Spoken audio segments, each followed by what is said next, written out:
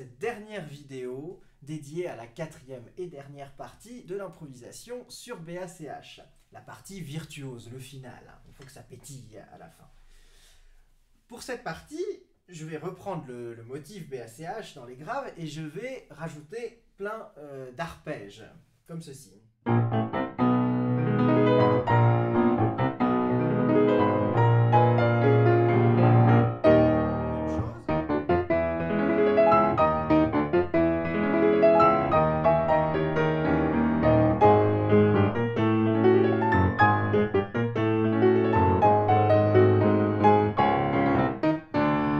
Pour changer un petit peu et pas refaire encore la même chose, je vais donner un petit côté hispanisant. Il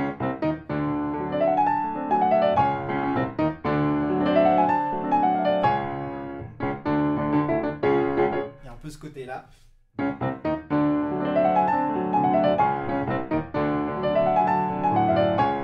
Pour continuer à créer la tension, à nouveau j'utilise une marche chromatique infinie comme font beaucoup Liszt et Wagner.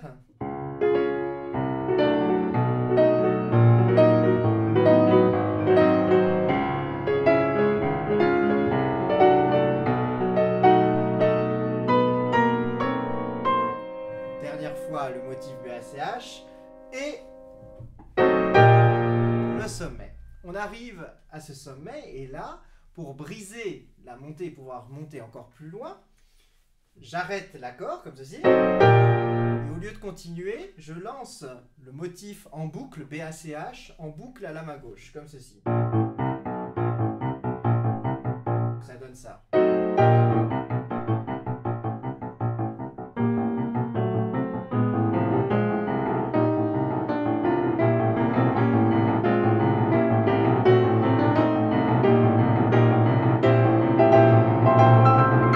Vous avez compris le principe, que des BACH en octave à la main gauche et une grande progression harmonique qui fait monter la sauce à la main droite.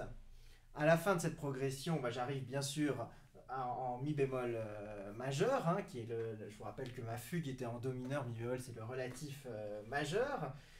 Donc j'arrive en mi bémol avec toujours le même principe de BACH à la main gauche.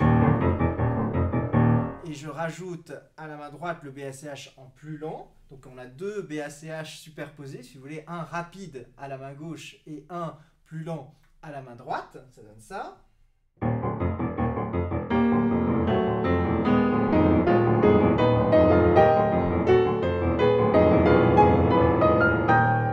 Et pour conclure, je vais réutiliser le motif BACH en début d'une grande gamme, d'un grand arpège en octave descendant, comme ça.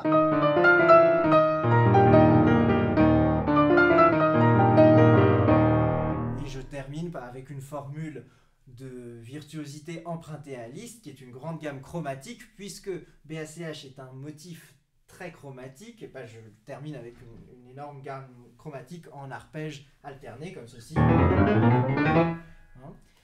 Qui parcourt tout le clavier et ça permet de finir en apothéose à la Liszt et je parachève en signant avec une dernière fois le motif BACH très rapide dans le grave comme ceci. Ça rappelle un petit peu d'ailleurs la façon dont Maurice Ravel termine la valse, ta-ta-ta-ta-tam, ce rythme rapide dans le grave, sauf que là je l'adapte en mettant le motif de la fugue, le motif de l'improvisation BACH. Et bien voilà, j'espère que cette série de vidéos sur l'improvisation BACH vous a plu, qu'elle vous a été utile, que vous avez pu réutiliser dans vos propres improvisations, vos propres morceaux, certaines idées. N'hésitez pas d'ailleurs à envoyer des propositions de vidéos, parce que ça peut donner des idées, peut-être des sujets sur le piano, par exemple, la gamme chromatique, on peut peut-être donner des tips pour l'exécuter techniquement. Voilà, n'hésitez pas à envoyer des idées comme ça pour les prochaines vidéos, ça m'aidera et ça nous aidera pour produire ces prochaines vidéos. À très bientôt.